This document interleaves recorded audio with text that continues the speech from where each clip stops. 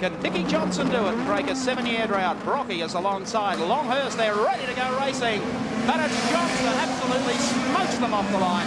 Brock tries to go with him very quickly, and then look at the gaggle here as Bow, the birthday boy, straight down the outside, heading for the first corner. Jim Richards picking the pace up. Miedecke a good start, but it'll be Dick Johnson into the carousel for the first time with Peter Brock right behind, and John Bow a brilliant start. Tony Longhurst in fourth spot in the Benson and Hedges Sierra, car 25. They have put a new engine in the car after the warm-up here this morning. Longhurst just wasn't happy with the way it was running. It appeared to be, or was down on compression, and they opted to run a new engine. When I say new engine, it has been run before. They know the capabilities of it, but by geez, look at Johnson go. Oh, Bow almost off as Longhurst went round him. Well, he said you made the start, we're going to do some racing now. So Longhurst has got round the outside of Bow. Jim Richards sits behind him. Miedecke's closed it up, and look at Greg Hansford. He made a blinding start also as they come round for the completion of the first lap. This is a 1-hour time race, and the Queenslanders think this is fantastic. Dickie Johnson out there and leading the pack from Peter Brock, and another Queenslander in Tony Longhurst coming up, making no bones about it. He wants to get up and race Johnson. He closes in on Brock as they reach the carousel for the second time. Tony a little agitated, wants to get on with this, slips up the inside of Brock.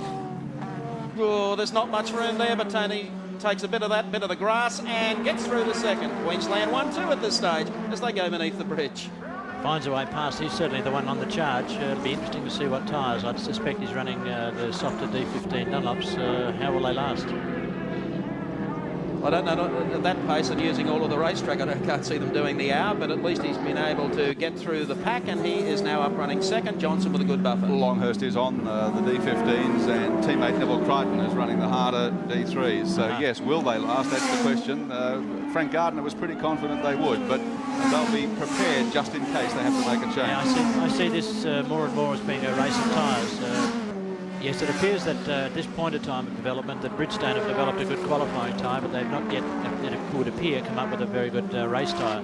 And you can see Jimmy Richards climbing all over Brock now, and his Yokohamas are working, obviously. Well, Bridgestone's Brock is running the hardest tyre that they can provide him with, but it is still quite an experimental tyre at this stage. And they'll get a lot of answers out of today's race, win, lose or draw. Oh yes, they'll get it right. They keep working till they do. Once again, they come across the start-finishing line. Dick Johnson, daylight then, to Tony Longhurst running in second. Bow is third, then Brock mixed up a gaggle of cars. Jimmy Richards closing on Brock as they make the run down to the carousel. We'll notice Johnson exit the corner. There he goes. Here comes Longhurst in second. Bowers in third. And then there is quite some traffic building up behind these three cars, and here it comes now. Jim Richards all over the back of Peter Brock. And smoke coming off the rear left of Longhurst's car. Andrew Miedecke just in behind them. Greg Hansford in Alan Moffat's ANZ Sierra. And Johnson's through Brock. Jimmy Richards is through Brock on the inside of Hungary. And it looks like Miedecke wants to make that one more spot on the field as he hounds Brock now. They come on the downside of the roller coaster. And there's Jimmy Richards. And here we take our race cam, our Dulux Auto Colour race cam, Andrew Miedecke. We're looking out the back of Peter Brock's Mobile Sierra. And the front of the Kenwood Sierra, you can see there coming down to the inside. Doesn't give you the best view with the wing sitting up there, but we'll see where Miedecke can make the closing move. He comes right up behind Peter Brock now. And unfortunately for Peter, he's the one going back through the field. There are not too many places you can get past here at Lakeside. Real racer strip this place, Alan.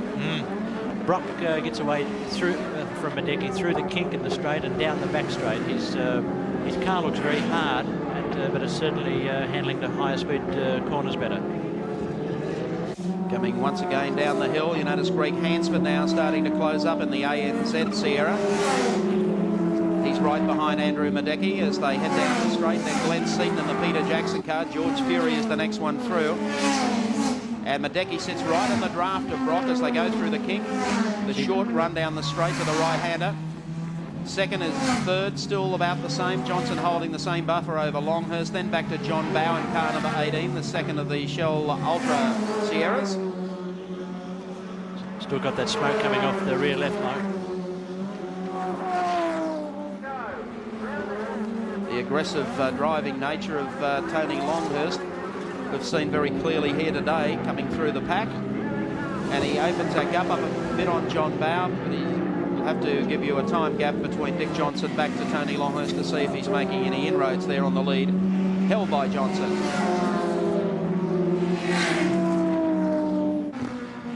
There's the gap.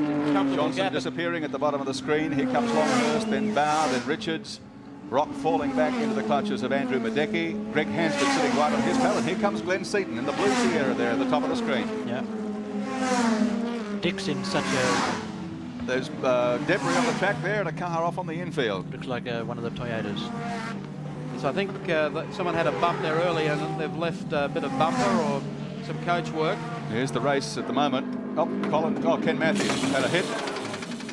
Yes, that's the second of the Caltech CXT Sierras. Bad luck for Kenny Matthews. He's obviously been drilled in the door.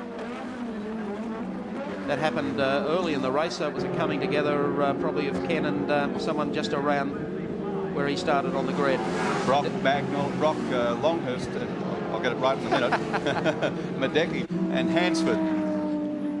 4th, 5th, 6th, and Glenn Seaton closing on them, followed by George Fury in the second of the Nissans. Our race cam peers out. Miedecke running on the Yokohama E compound tyres, the hardest that they can put on. Yes, and Brock's still able to get away from him down that back straight. Now, I think they're up on Bob Holden, are they not? Bob does the right thing again, waves them all by. And Seaton's getting a lot closer to this pack now. Joe Somariva. But courtesy of Toyota, Caltex and ANZ Car Loans, you're watching the action of the Touring Car Championship from Lakeside. Greg Hansford. Good to see Greg having a run too. He doesn't get to have a run all that often, and there's one of the Toyotas, 33 car parked down on the infield. That's Dowson's car, and Faulkner's car is there as well, and there's part of the front assembly of the car. The marshals have not been able to get out onto the track to remove it. Yeah. Been there for 2.5 laps. But the traffic through there is pretty constant. A very dangerous spot, as Terry Finnegan found out yesterday. Well, they've got to try and remove that because that's one of the prime overtaking spots. You can't go down the inside there and use that bit of road. You just can't get past. Here, this is a great shot going down the back straight. You see Brock just inching away from Miedecke down there. And then he comes at him under brakes again. But Peter Brock's successfully operated on the rear of his Sierra. It's now about 16 feet wide. He's close there, just trying to get his nose underneath the rear of Brock's car. Can't quite make it. Flat strap here, these cars. I'm sure Greg Hansford wonders how many Sierras are in front of him. That's right. Still throwing it around. Got a bit of a gap there on Miedecke at this stage. Biggest gap he's had for a while. Hansford closing on the rear of Miedecke's car, and Seaton just edging up all the time. It's my way of looking, the Johnson, Brock and Richards are clearly the fastest three down the straight, down the back straight. There's the race leader, Dick Johnson. Between the lap cars and the debris on the racetrack, it's certainly a bit to the advantage of Dick here. Yes, he's in a great position. He's able to keep his car straight now, look after his tyres. He's running 15s, the softer Dunlop, and he must look after them. Otherwise, it's just a tyre race. And if he runs out of rubber, it's not the fact that he runs out and they blow out on him, or he actually has to stop for that reason. It's just that you lose so much time, and you can be comfortably 6 or 8 seconds in front. And in 3 laps, once your tyres have gone over the top, you can lose that time. Oh, we have an accident at the top of Lakeside. There Lusty. are cars. It's Graham. It's one of the Lusty brothers, John Lusty, isn't it? Glenn Seaton is involved. Andrew Miedecke's car is involved. And we have the Lusty brothers Commodore is off the racetrack. Yeah, John Lusty driving that car this weekend. Graham Lusty, of course, has been the regular driver of it recently, but he injured his hand in an industrial accident up at Simmons Plains. Oh, look at the smoke. I hope he's out of the car.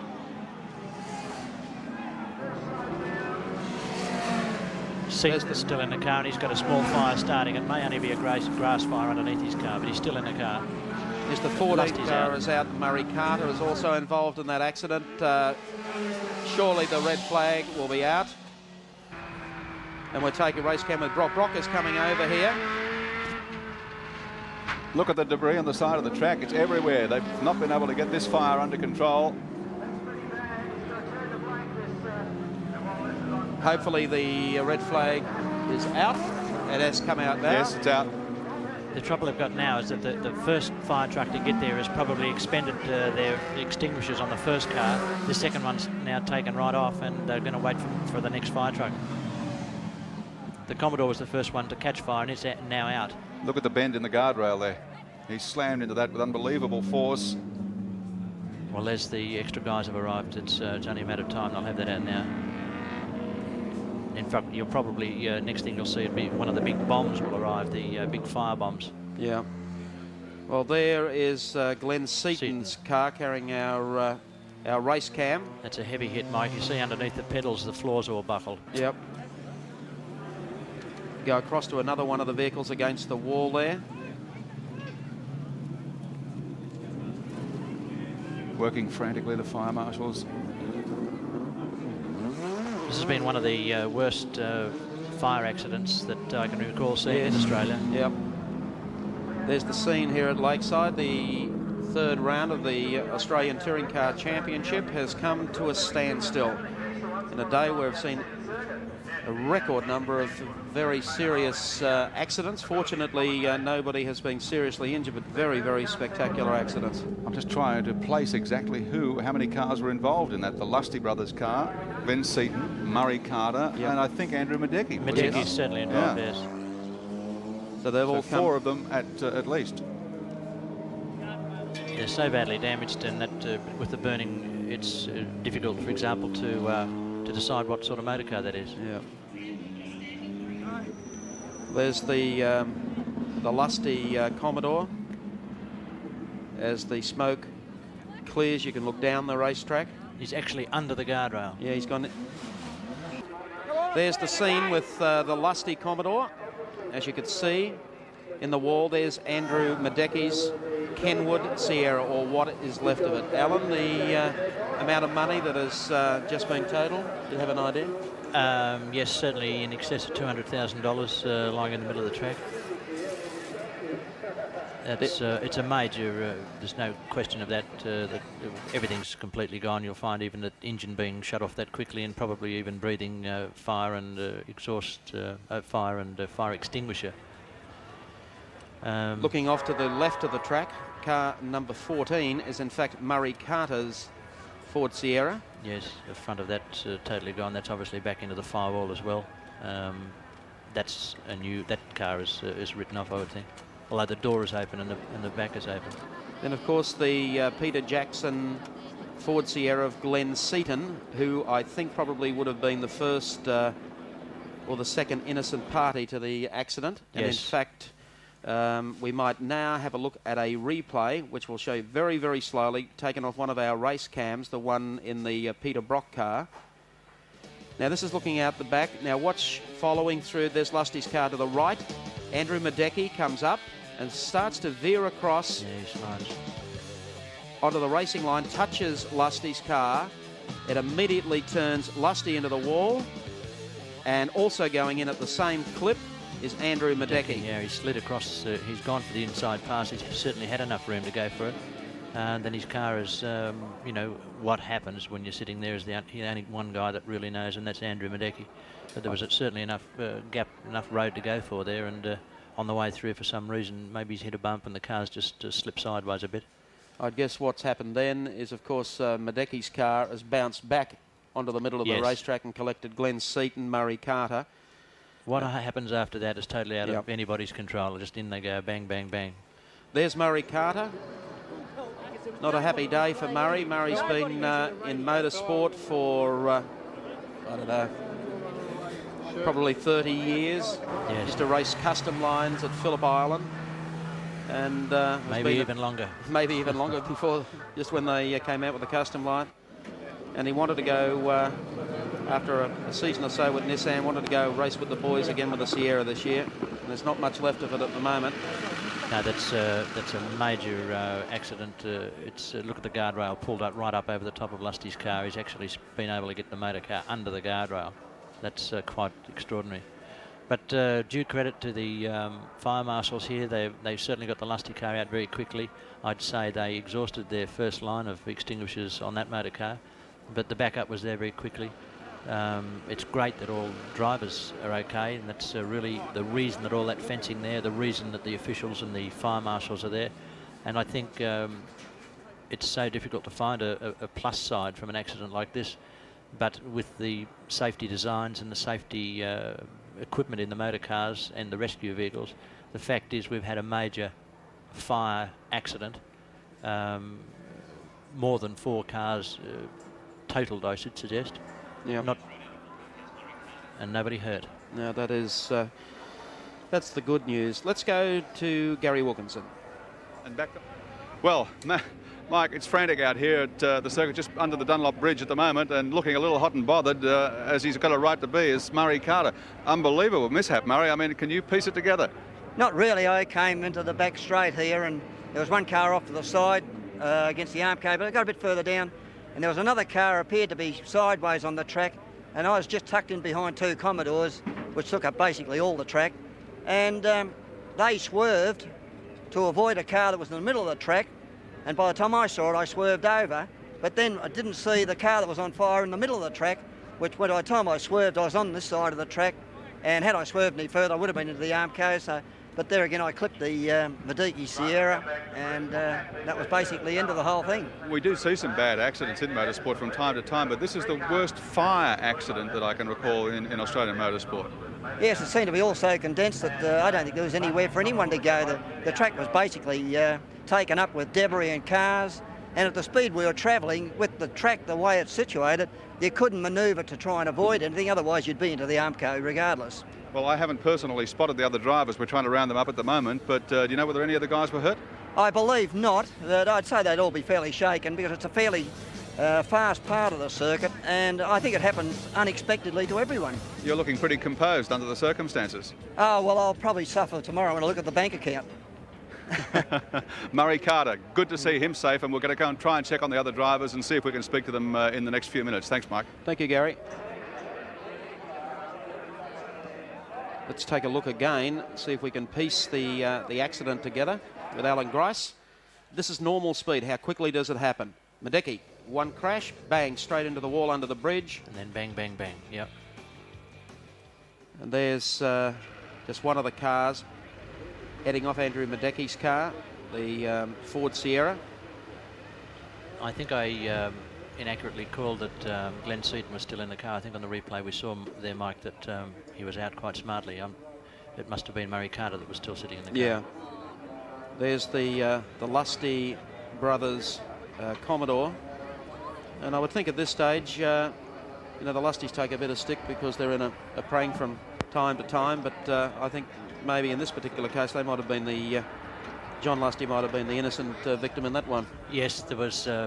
It was apparent that he'd identified motor cars behind him, and that's the first job of a car being lapped. There was definitely room when Andrew attempted to go down the inside there. In fact, he was just following Brock through, and we saw clearly that there was plenty of room there. And then he skipped across the track, and as I said, the only guy that really knows why that happened is Andrew. I'd suggest that it is a bit bumpy on the back straight. When we see cars in full action down there using all of the road, they are moving on the suspension all the time, indicating the bumps. Once again, the Armco's taken a nice old working over at Lakeside today. Yes, it certainly has, and that's going to delay things. But there again, I guess I'm trying to be optimistic all the time. That's the reason the Armco's there, is to arrest cars and not bring them to a concrete halt. The fact that car has gone in and the track is wrapped around it, the surroundings have wrapped around it, has taken speed off, and the guy's okay. Well, getting rid of some of the fuel already off the circuit and the oil that's been dropped there at the scene of the accident. I pay a special tribute to our outside broadcast crew of VTQ7 here in Brisbane today. The boys have been on the spot with just about everything that's happened. They've down tools and run to the scene of accidents with cameras and so forth to bring you up to date. And for us to be able to talk to the drivers, they've done a splendid job. Heartache for Glenn Seaton and Bo Seaton. Yes, indeed. I know they do have another motor car, and I know Andrew Miedecke's got another motor car, and I know Lusty are probably the most accomplished guys in the country at fixing their cars. Yeah, well, they've got plenty to do before the next round of the Touring Car Championship at Wanneroo in Perth. In the meantime, we'll take a break and then come back with some more action.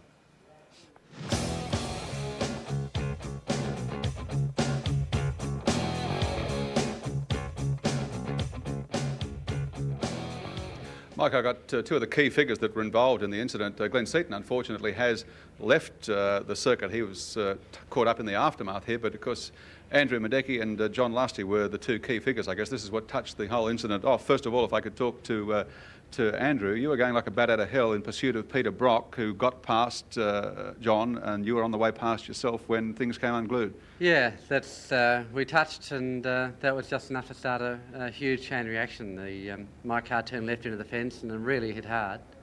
And with these turbo cars, if there's a fuel leakage at all, the car just goes up, and so I went up in flames. Then Glenn came along and hit my car, and as I got out, Murray Carter hit it. There's no question of apportioning blame in these kinds of incidents, but exactly how did it happen, and from your view? Well, it's a very, very bumpy circuit. It's a very fast part of the circuit. I think John was doing his best to give us room, but I think there wasn't a lot of room. I was going hard, you know, and I think that it's a racing incident. John Lusty, at this stage of the game, things were getting a bit hot for you. Yes, as soon as I crashed, it burst into flames, and I didn't want to get at the driver's side because there's still a lot of traffic going through. And it was clear out to the left, so I went out through the Armco, out the passenger side window.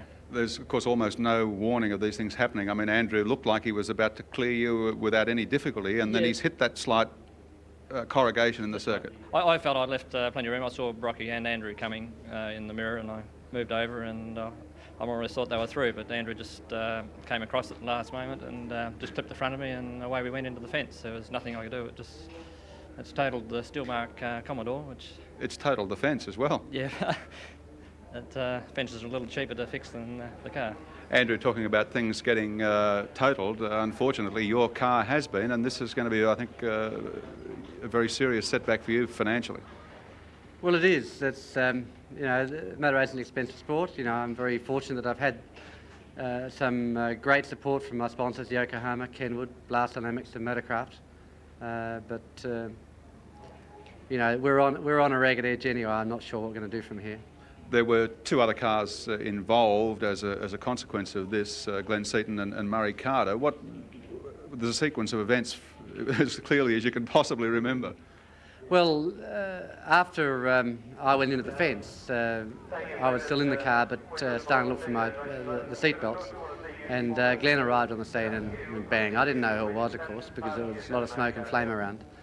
And I got out of the car, and then and I went to turn to run across to the inside of the track, and 3 or 4 cars came through at racing speed. And honestly, that was the biggest fright, you know, because I'd taken the first couple of steps, and these cars just whoosh, you know. So I stepped back behind the car because that looked like it was the safest spot to be, and whammo, you know, Murray came through and bang, you know. I thought, gee, and I couldn't understand why the cars were going so fast, and I guess they either didn't see flags or maybe there weren't any flags before the accident. So what about the future for your racing team? Honestly, I really don't know, Gary. It could well be a situation of having to call it a day. I think we'll just have a look at our situation and see what happens. Okay, thank you very much to Andrew Miedecke and to John Lusty. Both got a lot of expenditure ahead of them if they're going to keep on pursuing the Australian Touring Car Championship in 1989.